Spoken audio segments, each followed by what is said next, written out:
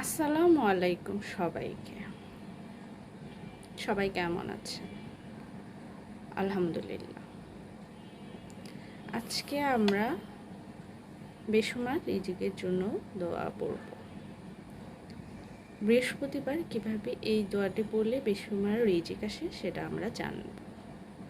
কিন্তু তার আগে এই অ্যাকাউন্টটি ফলো করে দিবেন এবং কমেন্টে আল্লাহু আকবার লিখে যাবেন। বৃহস্পতিবার আসরের নামাজের পরে বেসুমার রিজিকের জন্য অবশ্যই তো আমাদের 5 ওয়াক্ত নামাজ পড়তে হবে।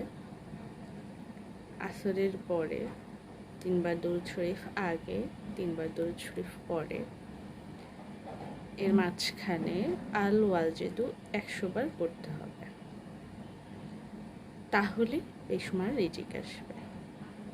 মনে রাখবেন 5 ওয়াক্ত নামাজ কিন্তু আপনাদের নিয়মিত পড়তে হবে।